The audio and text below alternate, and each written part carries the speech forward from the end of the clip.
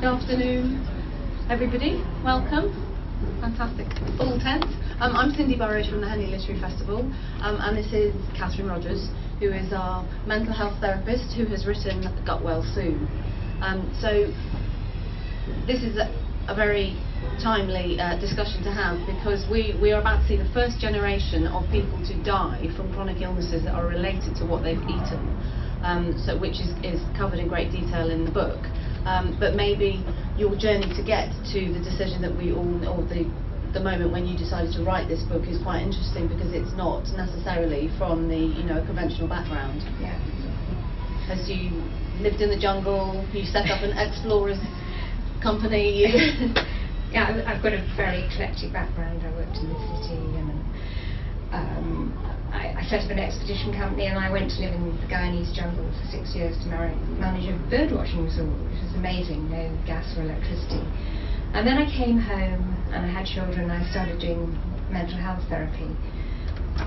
And what I found was, over the period of time, just doing the talking therapy or referring them on to a doctor for a drug, it didn't really sit well with me, and I started doing things like suggesting they did things with, all the things you know about diet, exercise, sleep, and they recovered a lot more quickly. And then my youngest daughter said to me, "Oh, Mum, seeing as you know so much, why don't you write it all down in blogs?" So I did, and she's a bit of a taskmaster, and I had to write it down every Sunday. And I was writing a mental health website. I had someone helping me with it, and I had about 35 blogs by that time, and I said to the chap, "Could we just load this on the website, because I think they were written for a 11-year-old, quite simple." And he said, "It's a book. What are you doing? You need to go and see a publisher." So 2 years later, this came out, and although it is written very simply, I come from a family who were quite tough on science, and I couldn't be writing anything that had any rubbish in it. So every chapter, if you go on my website, has 70 to 80 scientific references backing it up. Because we have been, in the last few years, kind of awash with maybe more easy to access advice in the form of books or in magazine articles and things like that. You can walk into Smith's and find them, but this is a level or two down. This is much more scientifically based and referenced. Yeah, but the actual books are easy to read. It's just that, I know, it's good to emphasise that it's not. I didn't pick it out of my head, I picked it out of experts' heads and looked at both sides of referencing, and yeah. And so, starting at the very beginning, why is gut health so important to us? Well, we have a lot of bacteria all over our body, and we have a great number in our stomach. And if you look at the beginning of the book, you'll see there's a graph, and basically the research on the gut bacteria since 2005 has gone up something like 800%. So scientists are looking at what the connection is between specific illnesses and bacteria. And actually, there's a lot they don't know. But what they have found is when a lot of illnesses have a dysbiosis, an imbalance. I'll give you an example, a mental health one, working at the Warnford with schizophrenics. So they were double-blind. One set were given probiotic fibre, which is vegetables, and one set wasn't. So that was the prebiotic fibre was feeding the bacteria, and the incidence of psychotic went down by about 60% in the control group. The instance of psychotic behaviour? Yeah. So that was just evidence for them, because that was the only thing that was different, because they were in a hospital situation. So the research it's only since 2005. Literally the graph goes like this, and it's still going up. And we were talking earlier, weren't we, about, I presume that again the research is still continuing, about the use of prebiotics and probiotics in the prison system, and how they've noticed a decline in violent behaviour. Yeah, and they can't pinpoint why, but they know there's a big connection between the gut-brain axis, and it does improve with mental health, things like anxiety. But if you take a prebiotic, there's no point taking a prebiotic and not actually then eating well, which is what I'm passionate about. I was going to say, I think I certainly have become muddled sometimes between the pre and the pro, and are they all supplements, or is it just in what you eat? Yeah. And that's very much what you cover in here. Yeah, absolutely. And so probiotics you get naturally from your food, and maybe after you've had antibiotics or a particular condition you might want to take some, but you wouldn't take them forever. And once you've taken them, you just want to be eating vegetables, because easily digestible food by us isn't what feeds the gut bacteria. What feeds the gut bacteria is the fibre, and it's the bacteria that break it down that then connect with the brain and reduce inflammation and do all the other things that are starting to find the evidence for. I think I was really interested in this book versus a lot of other things out there, because you focus with your background on mental health, and I think a lot of us are coming more and more in contact with that. We're reading a lot more, particularly with young people, etc. So can you explain a little bit more about the science behind? Yeah, I can give you a really good example. I was working with a student who was suicidal. I don't know if anyone's familiar with the IAP scale, but he was very high on the NHS scale, and he was doing a talking therapy, and I said to him, this clearly isn't, clearly wasn't working. So we did this thing where he had to get up and walk every morning, go into college and eat twice a day, but no white food. And it was a bit of a battle for 3 weeks, but within the 4th week he then come down to about level 15, and within 10 weeks he was 6, which is just above subclinical. And the evidence behind that on the gut-brain axis is that it's simple things like magnesium and zinc that help your brain and the hormones that are needed for a better mood. So when you say no white food he was a student, yeah, that's quite tough to do. Yeah. I've got one in my house, yeah. Yeah, it is tough. But did he persevere? Yeah, absolutely. Oh,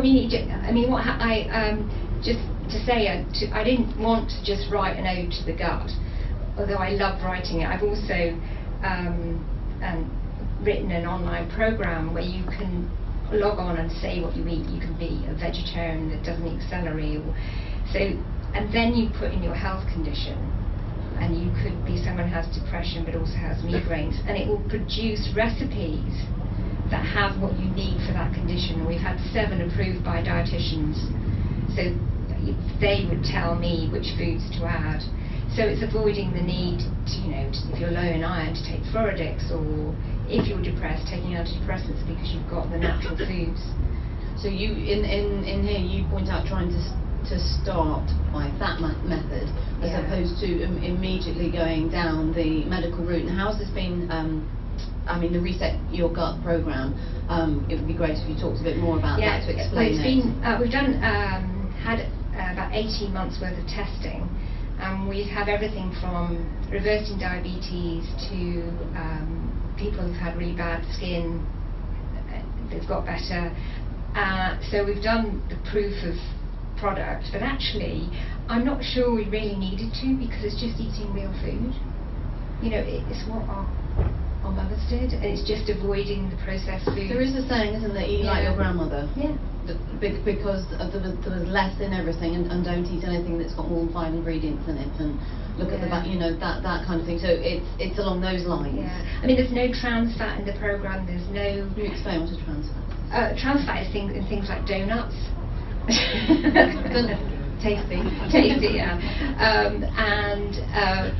It's it hasn't got a lot of sugar in it. Although, I am 80-20. If you're going to your granddaughter's birthday party, you've got to have a piece of cake. That's the general rule of thumb, isn't it? Yeah. 80-20, so 80% of the time follow what you're doing to make yourself feel better, and then you can have the odd treat, rather than the complete cut everything out, which then preys on your mind, doesn't it? Yeah, and diets don't work. So that's when I've designed the program. My mental health background, I've looked at the barriers to dieting, and it's sort of being told what to do. And there's lots of designs in there. For example, you say what you want to eat, you say what your health condition, and it could even just be low energy, and it will produce a shopping list automated to the 3 days that you've decided to do, and you can collect it and go to the supermarket, and you can also pause it. But as long as you stay within the guidelines of what you've said that your health condition is, you can go to the pub. Whereas I think diets are, you feel this pressure that you've got to. And how many years have you spent coming up with the programme? Gosh, about 3 years. A lot of cooking. I now don't do the cooking. It's too much. A lot of cooking, a lot of research, recipes, and people who are currently using your programme, which they can learn more about in the book. Yeah. And it's a one-off small fee to cover all of that. Yeah, and then it's a lifetime membership to it. Yeah. And we're offering one free if you put your name and address. Not your address, sorry. Email. That's how we're giving one free. Right. So one programme free. Yeah. Okay. And on the mental health. You were talking to me earlier about how you wanted to read something from the book that related to an area of mental health that is obviously becoming more and more prevalent and is in the news every day, which is dementia. Yeah, absolutely. We've all met cancer survivors, haven't we? I don't know how many people have met dementia survivors. It's a big topic at the moment. So I'm really passionate about this. I'm producing a programme for exactly that, reducing this burden on friends, family. And let me read it and then I'll explain. Actually, even this, excitingly, is now out of date. And this only came out in April. So, my father, a doctor who finished his career at the top of the occupational medicine field, sadly died of Alzheimer's in 2010. The only treatment available for him at that time was drugs. Thankfully, while there's still no cure for dementia, there's now the possibility of positive intervention without drugs. I first became aware of this approach when listening to Dr. Mary Newport speaking at the Awakening from Alzheimer's conference in 2016. She's a doctor who specialises in the treatment of premature babies. She uses MCT oil, which is from breast milk, to help them grow faster, as this oil is easily absorbed by the body and can be used directly by the brain as an energy source, bypassing the glucose route to supply the brain with energy. Then, Dr. Newport's husband developed Alzheimer's, and she describes a perfect storm when her previous knowledge collided with her life experience. I mean, he was basically going outside, supposed to be mowing the lawn, and he was dismantling the lawnmower. And she just suddenly thought, I've been treating babies. She was about 62, she was, the end of her career. And so she did it for him. And his dementia, he was able to go back to doing her accounts. That's quite extraordinary. That was in, I think, 2012. So go back to the book. Researchers have found there's often an insulin deficiency and resistance in people who die of Alzheimer's and dementia, and it's known as a third diabetes. She decided to give her husband MCT oil, saturated fat in coconut oil, in every form possible, therefore bypassing the need for insulin to be present to supply his brain with glucose. It was remarkable. His symptoms reversed.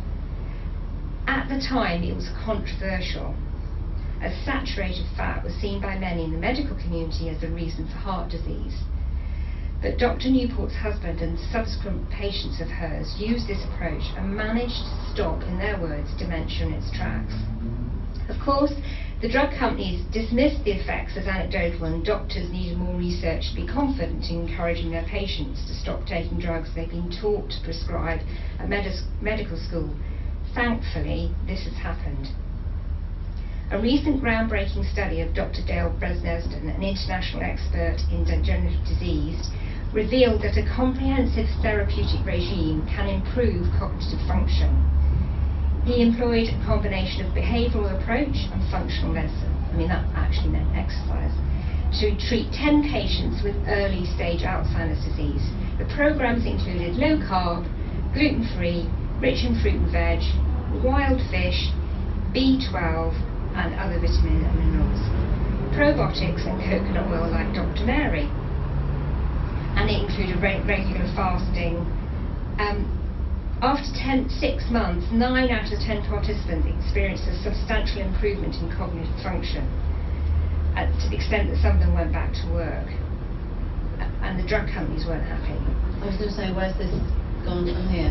So 2018, he then presented to the World Bank on Alzheimer's, and just this year he has now reversed double-blind 100 cases of dementia, and this is after this was published. So that This has just come literally, out. I went to a conference in May. And how is the link with the medical profession and therefore the drug companies? How is that being received? Well, because it's so small before. Yeah. You know, doctors can't rely on that. But now he's done 100 and it was double blind. So double blind means you have people who weren't given it, and people who were given it, and it's a lot higher standard. Because clearly doctors need the evidence before they start giving the drugs, and also then spend the energy and the time to learn about it. And what I'm hoping is on the online programme for doctors, I'll be able to produce something that in the 10 minutes in the NHS surgery they'll be able to say, okay, you've got the first stages of this, just go and do this for 4 weeks and let's see if it helps you. I mean, that's my dream, is to get it in at that level. I'm trying to do it from the bottom up. From the top down, there's so many disagreements between saturated fat and non-saturated fat. You know, doctors themselves, no disrespect to any doctors, and they freely admit this, they have 2 hours of nutritional education in their degrees, and it's mostly about rickets. To the extent that young medical students at Liverpool are asking for an extra syllabus, and in Edinburgh they're thinking about putting a whole year in for nutrition. Just fascinating and quite frightening at the same time. But you were saying as well that you wanted to try and make this programme kind of almost freely available to everybody. That's your dream in the future, to make it freely available to everybody, and you work with people through the programme, no matter what their financial availability or knowledge, etc. And you give good examples in here as to what people can do, because it's a very practical book. Yeah, I mean, I work for a family support group. I have done for 9 years in High Wycombe. Great ladies, but they have they're on food banks. And when people say to me, "Oh, for goodness sake, you can't do that. It's far too expensive," they did it. If anybody can do it, you know, they went down to Wycombe Market last thing at night, and they had a list of things, and they've done it. So do you think it helps? It's all about what you eat. We are what we eat. Yeah. That's the mantra that comes through. It's actually really simple. I don't know how we've lost it. If you look at it, there's almost been a clinical experiment in our communities, and we know 89% of us have got an inflammatory condition in the Western world. Can you explain that a little bit more? The things inflammation, like arthritis, diabetes, depression. If you look at the NHS budget, it's 125 billion. At least 30 billion of that they attribute to what people are putting in their mouths. Wow. So it would save a lot of money if people were educated.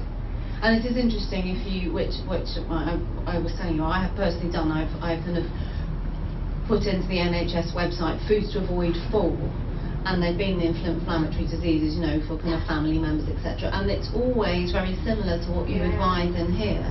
Sugar, it's pretty simple. Can you just elaborate on that a little bit so people understand? I think probably through news and media, most of us have heard that it's kind of a list that keeps coming up.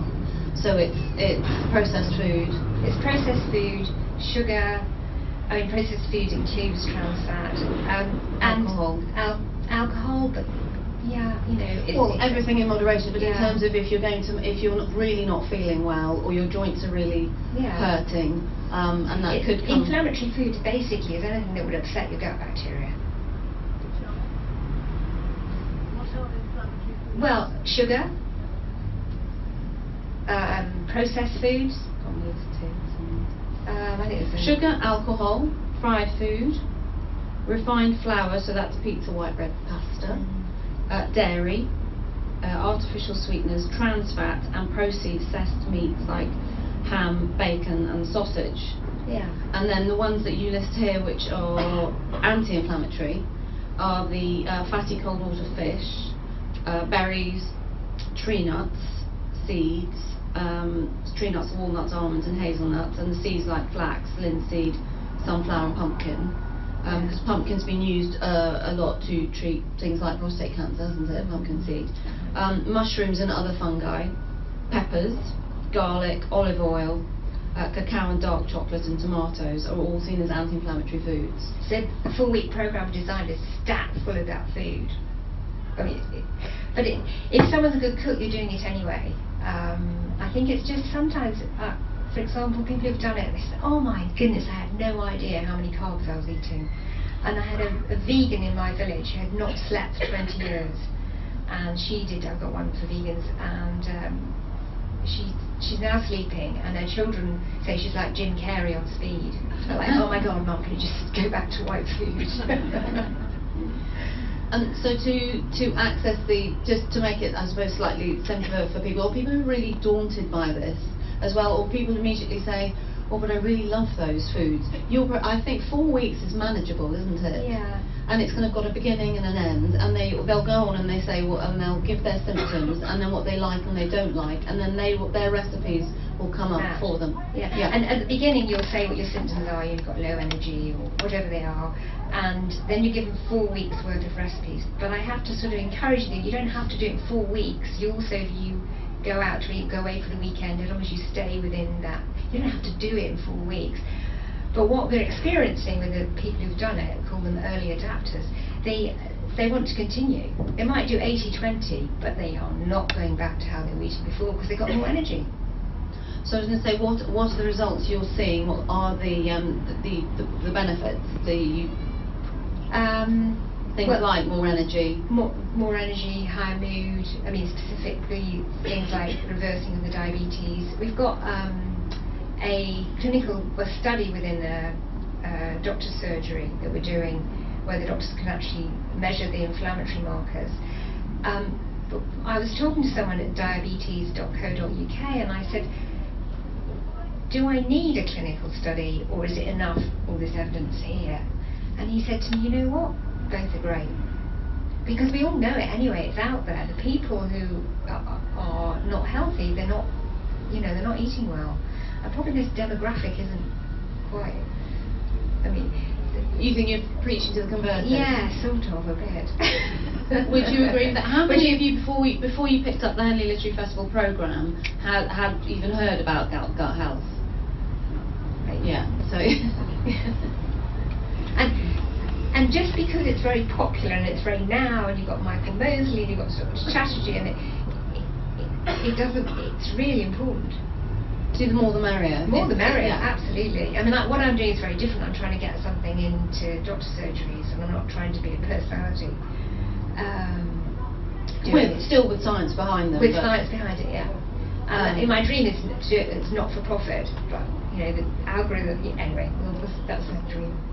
And in terms of it being time-consuming and expensive, why would you encourage people to persevere down this route? I mean, some people say, well, can't I just take some supplements? Isn't that quicker and easier? And yeah, but then you wouldn't get the prebiotic fibre to feed the gut bacteria, and you took a supplement. Is that things like broccoli? Yes. Okay. You can always take a supplement if you wanted to, but wouldn't you rather just cook it? Or but on the time front, though, if people are time poor, yeah. Of which many people are. Well, we've done that in the programme. We've made sure a lot of recipes are under 20 minutes, and the breakfast, you just put it into a NutriBullet. So you can literally do that, make a shake and go, yeah. and do it that way. Yeah. Okay. And then does the question of organic come up? Yes, it does. So in the book we talk about the Dirty Dozen and the Clean 15. I don't know if you've gotten there, but it changes. There's a website on my website that shows you where you get the most recent. Every year they measure them. But for example, avocados don't need to buy organic. But something like, why is that? Because of the skin, and the pesticides wouldn't get through. They can't get through the skin. Yeah. But something like I think it changes all the time. But lettuce, anything that's very, just gets sprayed and it's in that plant. Especially if you're juicing it, because you're just concentrating all the So things that we think are very healthy, like spinach, you're very clear in there, that's in the dirty dozen. Yeah. If you don't buy it, because it's presumably it's growing out of the ground and it catches all the things that they have to sprayed as well, sprayed with it in order to package it and send it, and the food miles they have to cover. Yeah. So do you also look at maybe what's on our doorstep? So seasonal. Yeah, in fact, one of the things we're doing is we've produced a seasonal 4-week program so that you could go to a farm shop and not use plastic. And if you don't know how to cook seasonally, it will give you seasonal recipes for that time of the year. So it's hand holding. Yeah. All the way through it. And could you? I mean, again, I think people, maybe we're bombarded with information, but I often get, if I'm trying to say educate my family, you and your toxins, and do I really need to know about it? But you do a whole chapter on that in here. Yeah, absolutely. There's so much to talk about. I know. Toxins. I mean, where do you start? You know it's there. Well, from the fact that it takes, I think it's 20 seconds for whatever you put on your skin to get into your bloodstream, and what you use in your shampoo could actually affect 60% of your organs. Yeah. Things like that. And then if you think you're eating them. Yeah, but I don't think we should get too, as long as you're eating well. I mean, we have to live in the world we live in, and we are, all of us have, cancer cells in our body the whole time, and our body fights them and they get rid of them. So as long as you're eating well, and we all live in the world we live in. But if you're then eating rubbish, then start with your dozen of, obviously, if your gut's healthy, does that help your immune system? Absolutely. Yeah. And is that the key to fighting everything off? Yeah. I mean, as you said before, with first generation, people will be dying of inflammatory conditions.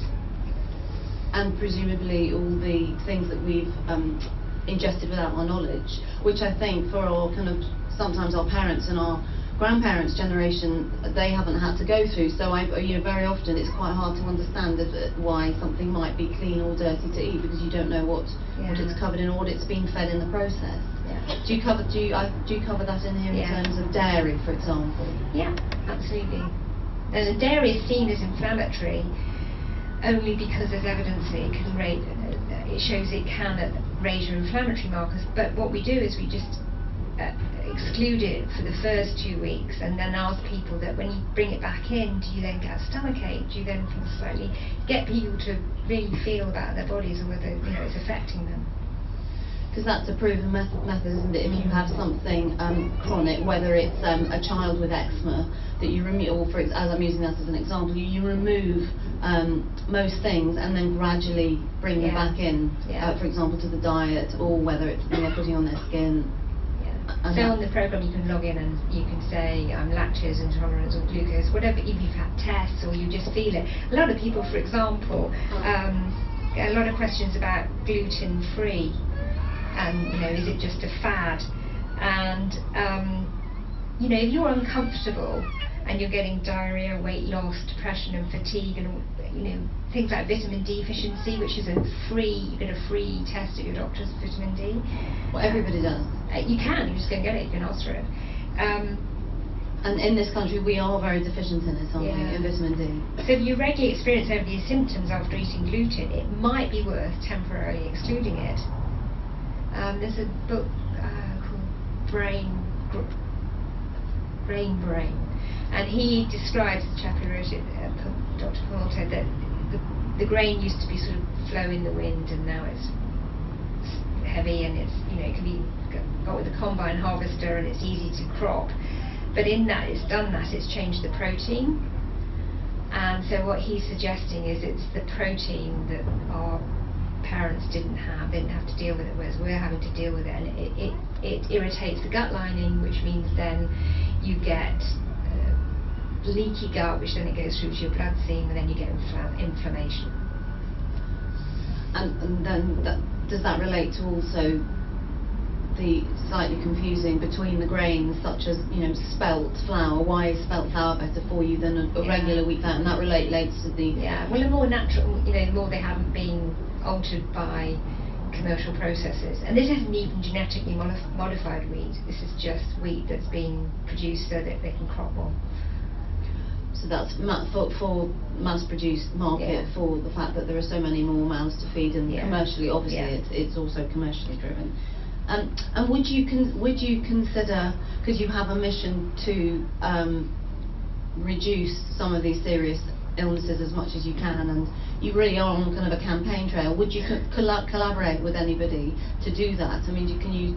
Oh my God, I do already. I mean, I did this ridiculous marketing. A marketing person got hold of me and said, "What's your target person, and who do you?" And I'm like, "Well, I just want to reduce the burden of chronic disease on friends and family in the NHS." They were like, "Oh God, you have to have someone who's 35, got 2 children."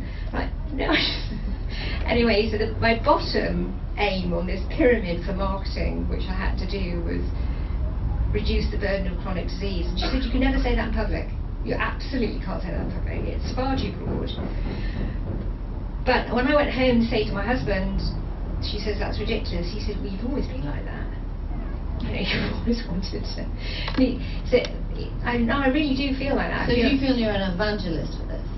I feel very passionate about it, yeah. And that comes through. But it is clearly put down, which is really useful. It is easy. It is easy to follow. One thing is you talk about being the program and the book being a grassroots tool. What does that?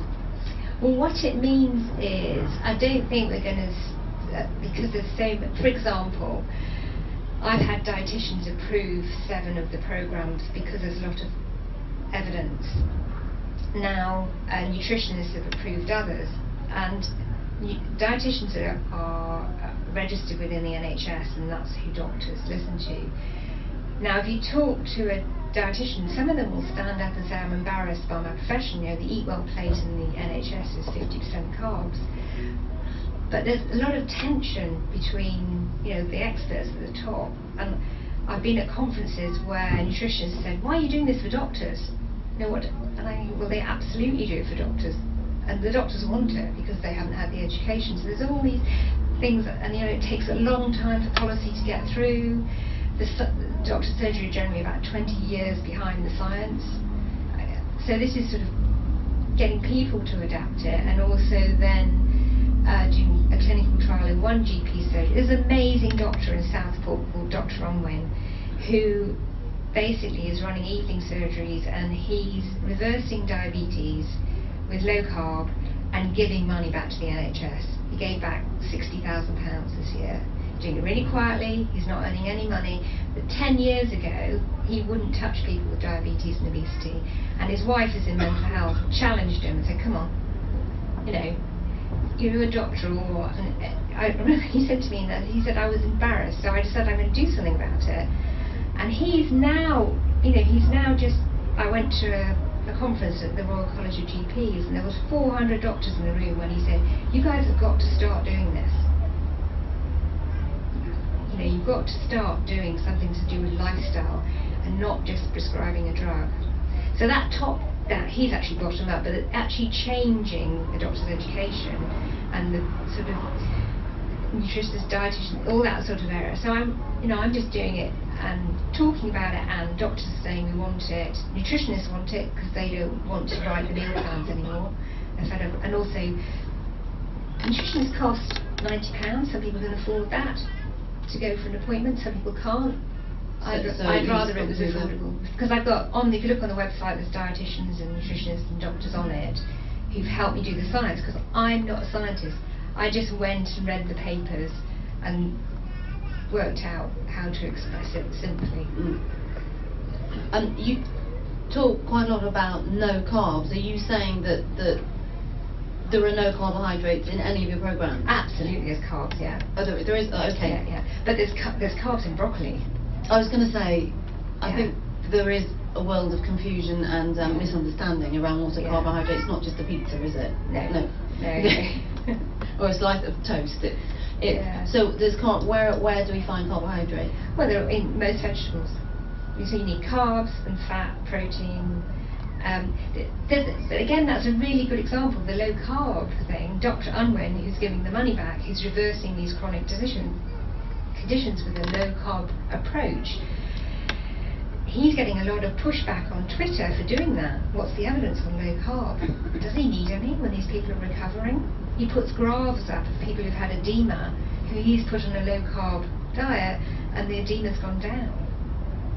And presumably because his patients are seeing a difference in what they're doing, then they are spreading the word, even though presumably some are going to be very reluctant to start, because it's how we eat and drink is habit forming, you know, it is a habit. So your changing habits is a little like smoking. Oh, it's very like smoking, or about a habit that's bad for us. Yeah, absolutely. But I think, you know, the demographic that was told to aim at were parents who had children who realised they had no energy, and their children were the next generation, and then maybe they were more motivated to put food on the plate that will keep their children healthy. But people who've signed up for the programme, it's across the board. Very wide. It's really wide, yeah. From how young, for example, is your... Well, I mean, yesterday I had someone, a 62-year-old said, you know, I just need more energy, and I've done this, and I feel fantastic, and I'm now doing, you know, 5-mile walks, whereas before I would do more than half a mile. So, yeah, and then there was, I did an article in Daily Telegraph on migraines, and that had an amazing response from men. About 30% of the people who then asked questions were men about migraines. Really? Yeah. So so it has a direct effect on something like that, which is traditionally it has only ever been dealt with or reduced with medication. Yeah, I think migraines are multifactorial. There's so many, but definitely different types. Removing the spikes in sugar and the inflammatory foods help. So if there was one thing you wanted all of us to walk away with today, what would that be from this? Oh gosh, 80-20, enjoy the food, buy local, less carbs, not no carbs, but less carbs, and actually don't be afraid of fat. Don't be afraid of saturated fat. I mean, don't eat loads of it, don't be afraid of it. But are we going back to everything in moderation? Yeah. So it's that. And have you come across at all, just because it was something that interested me, and again it's coming up more and more about the not online tests, but the things like 23andMe and the tests that you can buy, and then you send off to a laboratory, often in America, and they'll come back and tell you what your body is intolerant to, or whether you've got a propensity to, say, a certain disease in the future. So I caution you to probably do that in conjunction with a medic. But for example, I did it with 23andMe and found I have the Alzheimer's gene. And I thought, really? Okay. So I went and did another one, and I have got it. So I'm really motivated to do the protocol that I mentioned at the beginning. I will be doing MCT oil, and I will be making sure I get my B12. And so some people that motivated you, because it's interesting, because we did a talk yesterday on Alzheimer's, and I was doing a straw poll afterwards, and a lot of people said, actually, no, I'd rather not know. Yeah, but I mean, that's personal preference, isn't it? Yeah. Some people just wouldn't want to know, whereas having seen my father die, I'd rather do everything I could. Yeah. And are there many out there, or is it easy to find ones that are? I mean, 23andMe is the best known one. Yeah, I mean, 23andMe has a big sort of heritage section. There's one called, I don't want to recommend products, but there's DNA Life, and they have it's really easy, and it's really interesting because they have one exercise, what exercise you can do, and for hormones, they have different sections you can choose. But again, I would get someone to help you interpret. Because you do say in here about you can get tested, and you do kind of you recommend that, don't you? But I recommend it as long as you do it in conjunction with someone who can help you. Because what happens if you suddenly found out you had something that was genetic and incurable? So I understand why people don't want to do it. Yeah. That's an individual choice. Which I'm sure there are going to be lots of questions. I wondered if there was anything else you wanted to talk about first. Because I mean it's a huge topic, but I'm thinking we might be led by what people want to ask. I thought we might have a few questions. We start in the middle and we can work that. We've got a microphone coming to you. so we can all hear. Hiya. When you said about reintroducing dairy after a couple of weeks of cutting it out, would you recommend that to be all organic as well, given what you said about organic crops? Yeah. Because of the kind of natural crop. All organic dairy. Yeah. So If you can afford it. if you can absolutely. afford it. So sometimes you hear nutritionists, etc., recommend to buy the best quality you can afford and work from there. Yeah. Okay. Remember, I'm not a nutritionist. I've just done a lot of research. Yeah. But I work with nutritionists and dietitians, so I feel very confident in answering that question. 3 quick queries. Hello. Hi. Do you take a B12 supplement, or do you just get it from food? From food? Yes. Yeah. I mean, you can have a B12 test at your doctor's, and if you find that you're not absorbing it, then maybe, because you might have a genetic reason why you're not absorbing it from the food. So I mean, again, B12 you can get free on the NHS. And you haven't really mentioned about meat. I was interested in that as a life vegetarian. Okay, it's a big subject. I just wonder what would happen to, it's so contentious. I don't have a problem with meat at all, actually. But I do have a problem with, for example, a lot of the vegan and vegetarian products also are palm oil that are also cutting down the rainforest. So I think it's probably about knowing the source of your food. So you know where your meat came, and it came from, up the road. So I that's understand right. why people don't want to eat meat because of the conditions of the animals. I completely get that. But as a product, meat, I don't think it's bad for you. In fact, I know it isn't. There's no evidence that the stuff about the red meat being bad for you. But I understand why people don't want to do it because of the way they're treated. The animals is disgusting. So that's not about the effect on the human body Yeah. of eating meat. It's more about the circumstances that it's produced. Yeah. Okay. Did you have another query? Yes. Oh, so What was the name of the test? What was the name of the test for checking, like, if you've got the Alzheimer gene? Well, there's two that I know of. You can Google them. There's 23andMe and DNA Life. That was the most economic one I could find because actually it gets sent back to South Africa for analysis, so the analysis is cheaper there. You send off the blood, the saliva, and it goes to Holland, and then it gets. it's a bit like the test that you can do to see your ancestry, and then you find out that you're 50% Eskimo, and that. Yeah, I mean, I'm not being trivial about it, but it's not difficult to do, and I think it is literally a swab of your cheek or something, and then you send it off. So. Yeah. Hi. Hello. So you're saying earlier that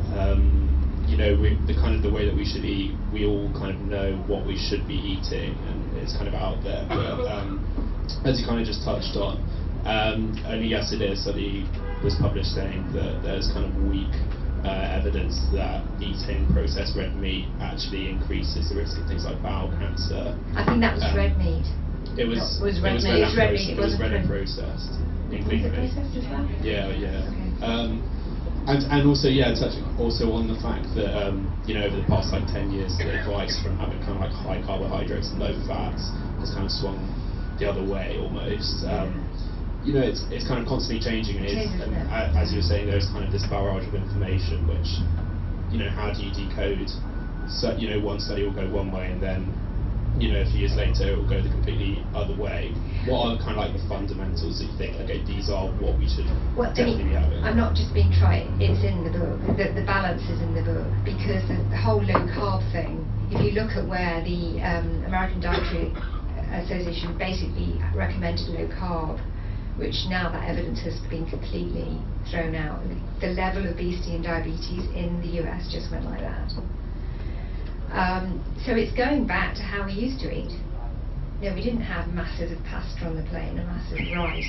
We have much smaller portions as well, didn't we? Yeah. So I think we do know. What do you mean how we used to eat, as in Well, 100 years ago? Well, your grandparents. Even 30 years ago. Yeah. there was a very big difference, Yeah. isn't there? So that would be more economical eating, would you say? And not as much processed food. So more home cooked food, Yeah. rather than it all being bought. Because it's very often it is cheaper to buy the ready meal or when. See, I dispute that. I think it's probably we're short on time, aren't we? Well, I've just done the student shop in Aldi, and I could not believe the price in there versus my. So I think for maybe for you, you're wanting to know how to continue in the future, and it is really confusing. And also, if you're on a budget. Yeah, just generally with all of the different information, should I be drinking something like should I be drinking fat milk or skim milk? If you ask like other people,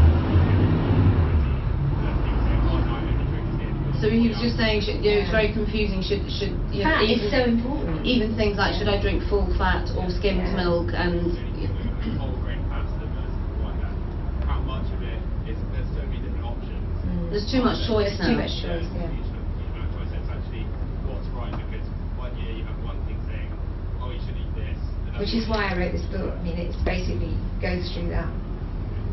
It is. I agree with you. It is. Yeah. It is very confusing, but it's simply put out in here. Yes. Can you make a suggestion for certain diseases of the lower gut, maybe, and the colon and so on, are when one has been told not to eat any vegetables or roughage? What can it be? That's a long answer, because IBS covers so many conditions. I think you probably need. What would I suggest? They've told you not to eat roughage. No roughage at all and no vegetables. That's a tough one. I met two people today who said that they can't eat anything green. Well, I mean, is that have you? Maybe if you came to our site, I think our dietitians would probably say, maybe have a fecal test to work out what the bacteria content of that part of the body was, and if it was low, then take probiotics. But they want to know what it was before they.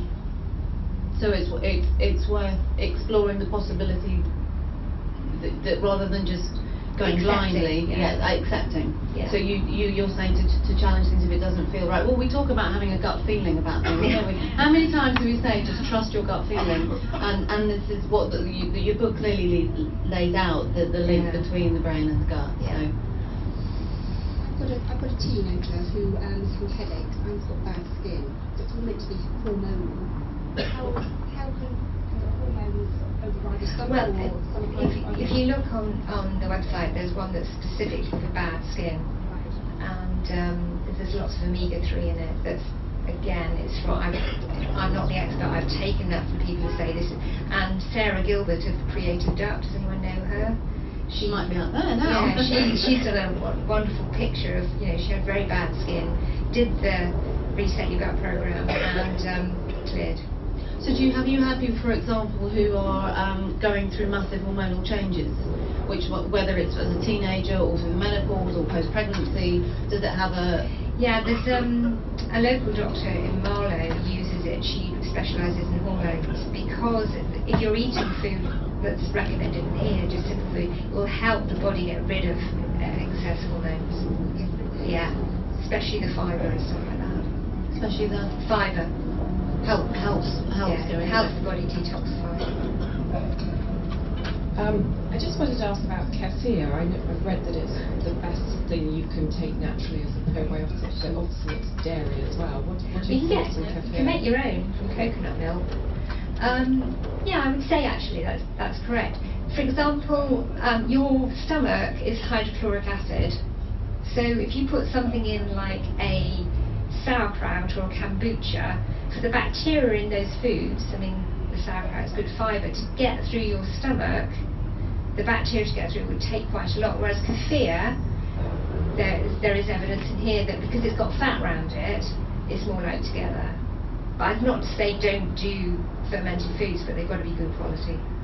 So do you recommend making it as, I mean, there are quite a few books out there just on fermented food. There's a big industry around fermented food, isn't there? Yeah. Oh, the industry, yes, but in terms of people who have done it themselves and then they put it down in manuals. There's in America there's a gentleman who's living out in the swamps, and he was the first person to start doing it. So you can actually go and buy a book on it. It makes it quite simple Yeah, in but terms it's of going making back to it. that young man's point there. It just makes it really complicated. I mean, yogurt's got bacteria in it. As long as it's not, has got sugar in it, and it's natural yogurt.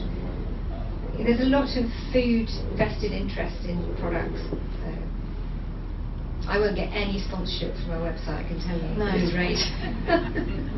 Hello. I wanted to ask two educational questions. One is, do you have plans to work with universities to try and get their diet better to reduce some of the suicide rates, though increasing because of the other things around that? And what are your thoughts on the fact that schools have pretty much eliminated cookery and food technology as part of Well, the that's wider tragic. I mean, that's how I learned to cook. Interesting, I've just been approached by Montana University to do a project with students there for the mental health, but not here. Yeah. Is that on your horizon? Would that be something So you would go me, for? does anyone, I need a co-founder and I need a digital marketing expert. It's only me at the moment, and I've had interns from Oxford University for the last 3 years work for me 3 times a year to help me do the back end, because every food, every ingredient we put in, every single thing in it, magnesium, zinc, has been analysed. So that's how a doctor could click and say this patient needs more iron.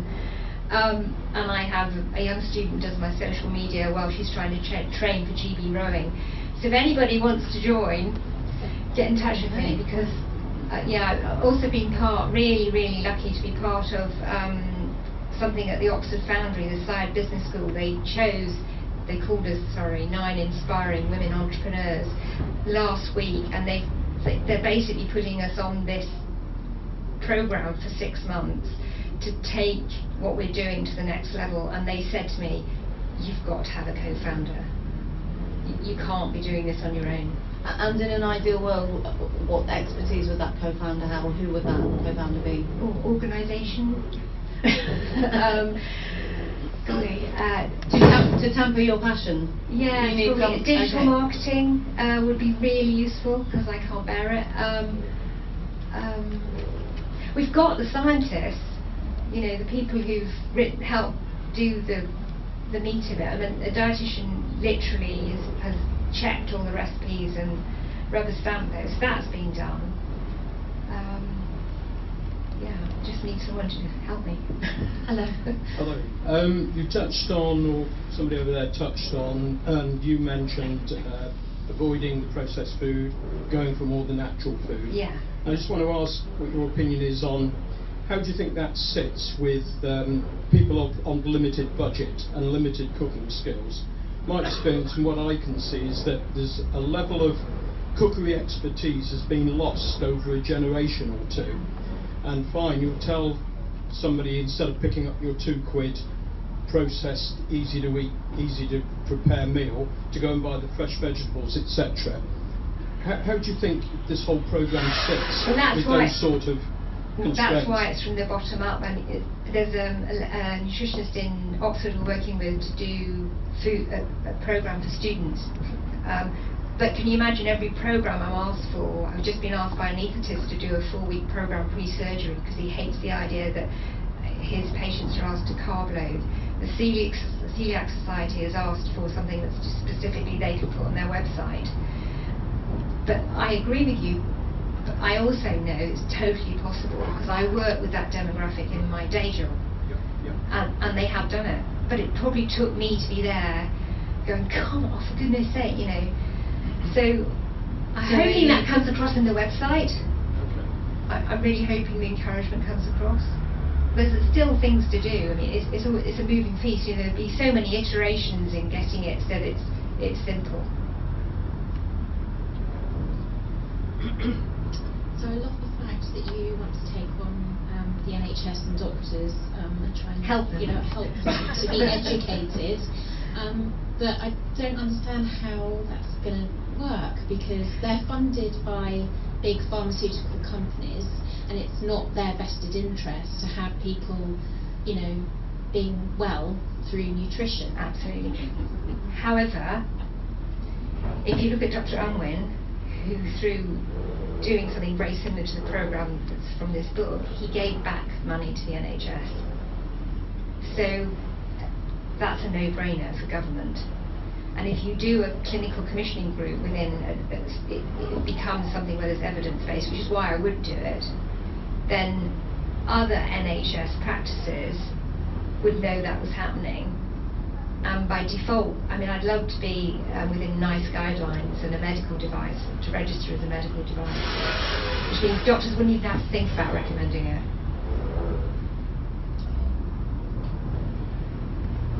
I have to apologise for that appalling noise outside. I'm sorry, we can't do anything about it. I'm not sure where it's coming from. So you thought you were coming for a talk on gut well soon, didn't you? And you just bashed over there with a frying pan with my ideas. Any more questions?